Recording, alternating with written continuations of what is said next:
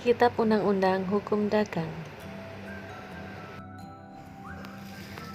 Yang pertama, hubungan hukum perdata dengan hukum dagang. Terdapat suatu hubungan yang erat.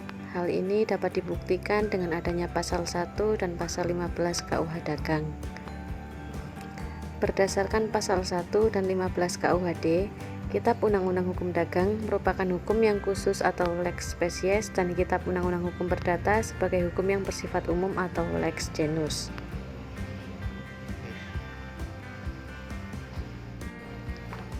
Berlakunya hukum dagang. Sebelum tahun 1938, hukum dagang hanya mengikat kepada para pedagang saja. Kemudian tahun 1938, pengertian perbuatan dagang menjadi lebih luas dan dirubah menjadi perbuatan perusahaan. Hukum dagang tidak hanya membicarakan masalah dagang atau jual beli saja, melainkan juga hal lain yang langsung atau tidak langsung berkaitan dengan badan usaha yang melaksanakan jual beli tersebut.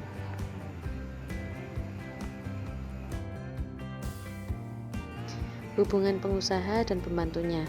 Dalam menjalankan kegiatan suatu perusahaan, pengusaha tidak mungkin melakukan usahanya seorang diri, apalagi jika perusahaan tersebut dalam skala besar. Oleh karena itu, diperlukan bantuan pihak lain.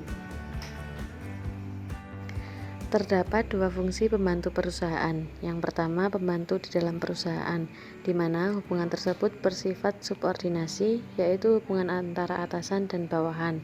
Yang kedua, pembantu di luar perusahaan, yang mempunyai sifat koordinasi, yaitu hubungan yang sejajar.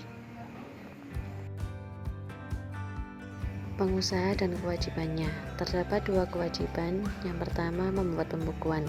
Dalam hal ini, setiap pengusaha wajib membuat catatan mengenai kekayaannya. Dan yang kedua, barang siapa melakukan pendaftaran secara keliru, maka dapat diancam pidana kurungan maupun pidana denda. Kemudian, badan usaha merupakan suatu lembaga yang berisi kesatuan regulasi yang bertujuan untuk mendapatkan laba. Bentuk-bentuk badan usaha terdiri atas perusahaan perseorangan, persekutuan perdata, persekutuan firma, persekutuan komanditer, perseroan terbatas, dan juga perusahaan negara umum.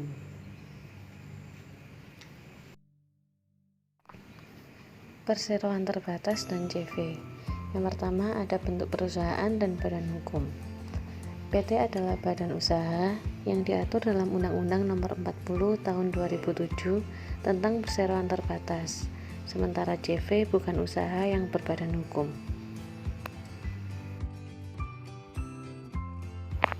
Modal perusahaan. Pendirian PT ditetapkan sebesar 50 juta. Sebanyak 25% dari seluruh modal awal harus ditempatkan dan disetor penuh. Untuk JV tidak ada batasan modal dalam pendiriannya. Kemudian dalam hal pengurusan PT dilakukan oleh direksi yang dipilih berdasarkan RUPS. Sedangkan JV, pengurusan perseroan terbagi dalam dua golongan, yakni sekutu aktif dan sekutu pasif. Kemudian ada koperasi, merupakan suatu badan usaha yang beranggotakan orang-orang sebagai gerakan ekonomi rakyat yang berdasarkan asas kekeluargaan.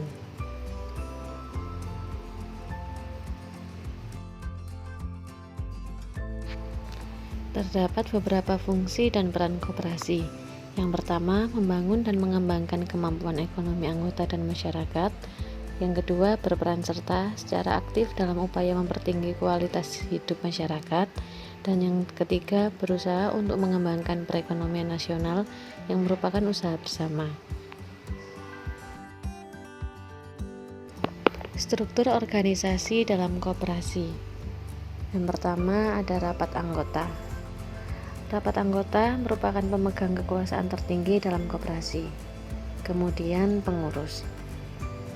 Pengurus bertanggung jawab mengenai segala kegiatan pengelolaan koperasi dan usahanya. Dan yang terakhir adalah pengawas. Pengawas dipilih oleh para anggota koperasi dalam rapat anggota. Berikutnya terdapat yayasan. Merupakan suatu badan hukum yang tidak mempunyai anggota, yang dikelola oleh pengurus dan didirikan untuk tujuan sosial. Menurut Undang-Undang Nomor 16 Tahun 2001, yayasan wajib memenuhi kriteria. Yang pertama, yayasan terdiri dari atas kekayaan yang terpisahkan. Yang kedua, kekayaan yayasan diperuntukkan untuk mencapai tujuan yayasan. Yang ketiga, yayasan mempunyai tujuan tertentu di bidang sosial, keagamaan, dan kemanusiaan. Dan yang terakhir, yayasan tidak mempunyai anggota dalam akta pendirian. Badan usaha milik negara atau sering disebut BUMN merupakan persekutuan yang berbadan hukum yang didirikan dan dimiliki oleh negara. Fungsi dan peranan BUMN. Yang pertama, merupakan alat pemerintah dalam menata kebijakan perekonomian. Kedua, sebagai pengelola dari cabang-cabang produksi sumber daya alam.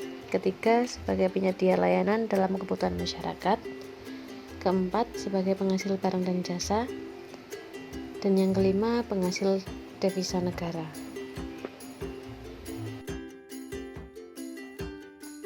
Bentuk-bentuk BUMN. Yang pertama, Persero adalah BUMN yang berbentuk perseroan terbatas yang tujuan utamanya mengejar keuntungan.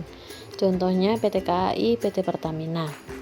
Yang kedua, Badan Usaha Umum atau Perum adalah BUMN yang seluruh modalnya dimiliki oleh negara. Contohnya Perum Bulog, Perum Pegadaian. Dan yang terakhir, Perjan adalah BUMN yang seluruh modalnya termasuk dalam anggaran belanja negara yang menjadi hak dari departemen yang bersangkutan. Demikian video dari kami, semoga bermanfaat bagi Anda yang sudah menonton. Terima kasih. Wassalamualaikum warahmatullahi wabarakatuh.